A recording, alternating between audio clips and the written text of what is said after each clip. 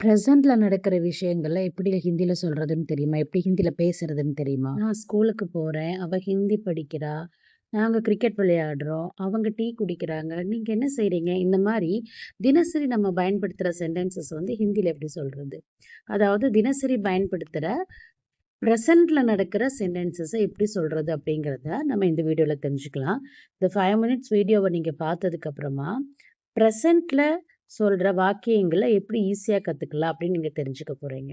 இதுக்கு ஒரு பேசிக்கான ரூல். அதாவது தினமும் நடக்கும் செயல்கள் நம்ம சொல்றதுக்கு வேர்பு கூட தா, தி, தே பிளஸ் அதோட நம்ம ஏற்கனவே படிச்ச ஹூ, ஹோ, ஹை, ஹைன் இதெல்லாம் எங்க வரும்னு சொல்லி நம்ம ஏற்கனவே படிச்சோம். இந்த வேர்பு கூட தா, தி, தேவ சேர்த்திட்டு இந்த ஹூ, ஹோ, ஹை, ஹைன் இதெல்லாம் சேர்த்தணும் அப்படின்னா நம்ம ப்ரெசென்ட்ல பயன்படுத்துற வாக்கியங்களை ஈஸியா நம்ம வந்து ஃப்ரேம் பண்ணிடலாம்.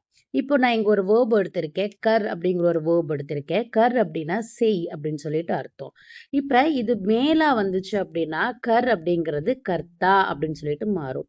ஃபீமேலா வந்துச்சு அப்படின்னா கர் அப்படிங்கிறது கர்த்தி அப்படின்னு சொல்லி மாறும். இதே ஒரு ப்ளூரல் நவுனா இருக்கு இல்ல யாரையாச்சும் நம்ம ரெஸ்பெக்ட்ஃபுல்லா சொல்லணும் அப்படின்னு நினைச்சோம் அப்படின்னா கர் அப்படிங்கிற வேர்பு வந்து கர்த்தே அப்படிங்கிறது மாறும்.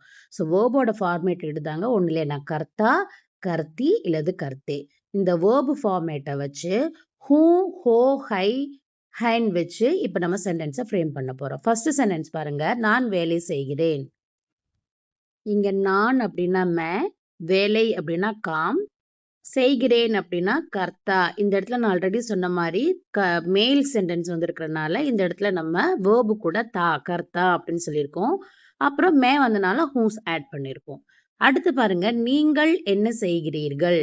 அதுக்கு நம்ம என்ன சொல்லலாம்னா ஆப் கியா கர்த்தே ஹே. நீங்கள் அப்படின்னா ஆப், அதாவது மரியாதைக்குரிய சொல்லா இருக்கு அதனால ஆப்னு சொல்றோம். இந்த இடத்துல ஆப் வந்தனால ஹேல முடிஞ்சிருக்கு. நான் ஆல்ரெடி சொல்லியிருக்கேன் ஆப் வந்தா ஹேல தான் முடியணும் அப்படின்னு சொல்லிட்டு.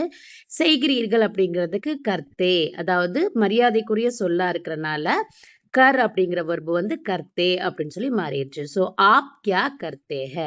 அடுத்த சென்டென்ஸ், நீ என்ன செய்கிறாய். இங்க வந்து இது மரியாதை இல்லாத ஒரு சென்டென்ஸா இருக்கு. அப்ப நீக்கு வந்து தும்மு, செய்கிறாய் அப்படிங்கிறதுக்கு கர்த்தே, தும் வந்தனால ஹோல முடிஞ்சிருக்கு. தேர்ட் சென்டென்ஸ் பாருங்க, நாங்கள் வேலை செய்கிறோம். இது வந்து ஃபர்ஸ்ட் பர்சனோட ப்ளூரலா இருக்கு. நாங்கள் ஹம் காம் கர்த்தே ஹே.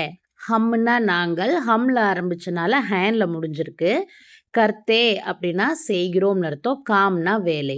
ஸோ ஹம் காம் கர்த்தே ஹே. இங்க ஹம் வந்தனால வேர்பு வந்து கர்த்தேவா மாறி இருக்கு. ஹம் வந்தனால ஹைன்ல முடிஞ்சிருக்கு. அடுத்து பாருங்க, அவள் வேலை செய்கிறாள். அவள் அப்படிங்கிறது ஒரு ஃபீமேல் நவுனா இருக்கு. அப்போ நம்ம என்ன பண்ணணும் அப்படின்னா கர் அப்படிங்கிற வேர்பு வந்து கர்த்தி அப்படின்னு மாறும். வஹுன்னு ஆரம்பிக்கலனால ஹைல முடியுது. ஸோ வஹு காம் கர்த்தி ஹே. இந்த இடத்துல இந்த கர்த்தியை வச்சு தான் அந்த செய்யக்கூடிய அந்த சப்ஜெக்ட் இருக்காங்கல்ல அவங்க வந்து மேலா ஃபீமேலான்னு சொல்லி நம்ம இங்க கணிச்சிருவோம். ஸோ வஹ காம் கர்த்தி ஹே. அவர்கள் வேலை செய்கிறார்கள். அவர்கள் அப்படின்னா வேன்னு அர்த்தம். நம்ம ஆல்ரெடி இதை நம்ம படிச்சிருப்போம். காம் அப்படின்னா வேலை, வே வந்தனால கர்ருங்கிற வெர்பு வந்து கர்த்தே அப்படின்னு சொல்லி மாறிடுச்சு. ஏன்னா இது நம்ம ஆல்ரெடி அந்த ஃபார்மேட்ல, அதாவது அந்த ரூல்ல நம்ம படிச்சோம். ஸோ வே காம் கர்த்தே ஹே. வே வந்தனால அந்த சென்டென்ஸ் வந்து ஹேல முடிஞ்சிருக்கு. இப்ப பாருங்க, இது ஒரு ஈஸி ட்ரிக் மூலமா ஞாபகம் வச்சுக்கலாம். ஆண் பால்ல ஃபர்ஸ்ட் பர்சன்ல ஆண் பால் வந்தாலும் சரி, தேர்ட் பர்சன்ல ஆண் பால் வந்தாலும் சரி, வேர்பு கூட தா சேர்த்து எழுதணும். ஓகே. அதே மாதிரி ஃபர்ஸ்ட் பர்சன்ல பெண் பால் வந்தாலும், தேர்ட் பர்சன்ல பெண் பால் வந்தாலும் வேர்பு கூட தீ போட்டு எழுதுறோம்.